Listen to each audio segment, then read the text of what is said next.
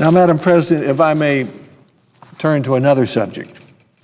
In Rochester, New York today and tomorrow, family and friends are celebrating the life of David Kearns, who died a few days ago at age 80.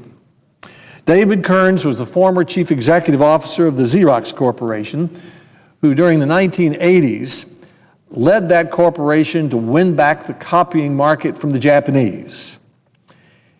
Along the way, he found time to become America's most effective business leader who was a champion of education reform, especially for pushing new technology into schools.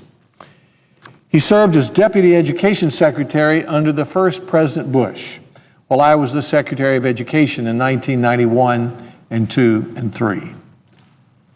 I remember first meeting David Kearns in 1990 when I was president of the University of Tennessee and had my office in Knoxville.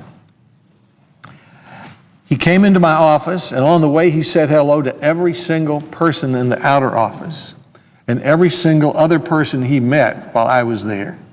And he remembered every single one of their names. I didn't forget that, and they didn't forget him.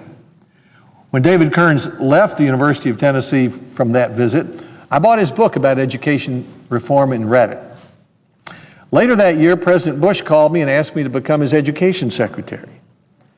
I asked the president if I could put together my own team, subject to his approval, and then if we could put together our own plan, subject to his approval. Two of the smartest questions I ever asked, because that meant I didn't have to go through the White House staff to get the team cleared or the policy cleared. I could go directly to the president. And as soon as I had that permission, I called David Kearns and asked him if he would be willing to be the Deputy Secretary of Education in the United States Department of Education. I knew that would be hard to persuade him to do. He was at the peak of his career. He just retired as one of America's best-known business leaders. His friends said, "Why in the world would you go into the government and subject yourself to all that abuse and take a secondary position in a minor department?" I asked President Bush to call David Kearns and recruit him, and he did, appealing to his patriotism. They both served in World War II. Well, David had such a passion for education that he came on board, and it was terrific that he did. It was a privilege to work with such an accomplished executive. Employees in the Department of Education loved having him around. Having him there helped recruit a distinguished team of leaders for the department. And we put together what we thought over 2 years was a pretty impressive program working with President Bush. Some of the ideas sound very familiar today, especially to former governors. One idea was break the mold schools. Today we call them charter schools or start from scratch schools.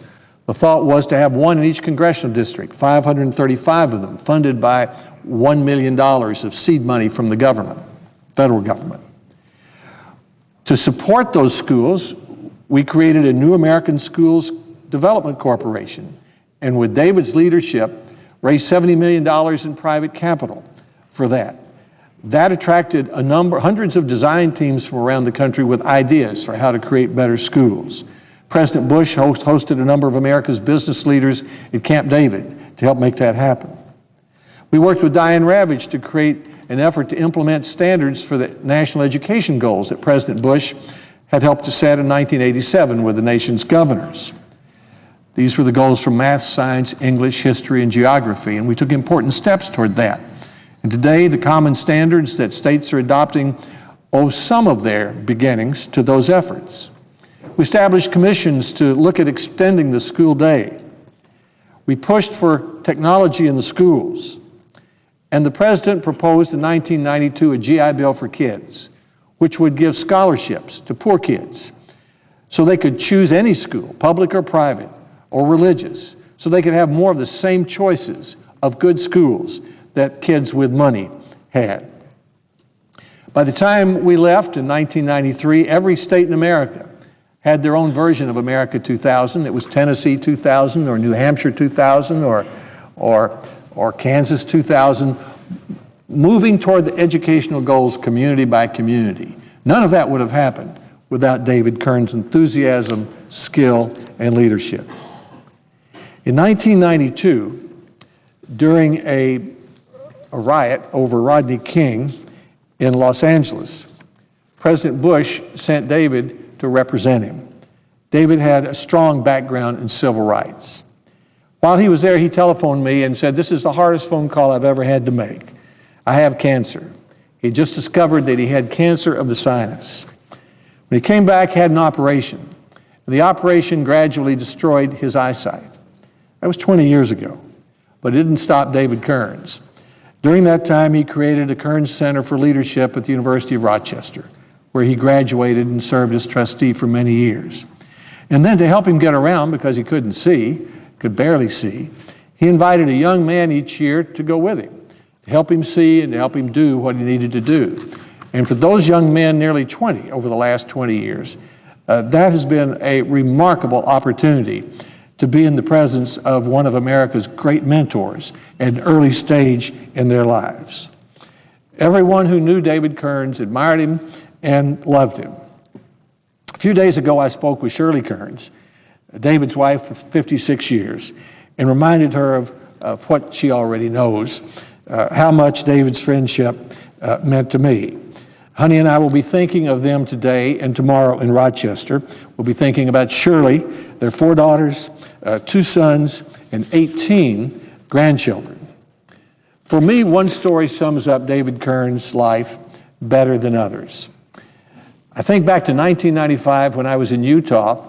I was trying to persuade Republicans that I was their natural nominee for President of the United States. I wasn't successful in that, but I was enthusiastic about it. I had made to a Republican group what I thought was an especially good speech.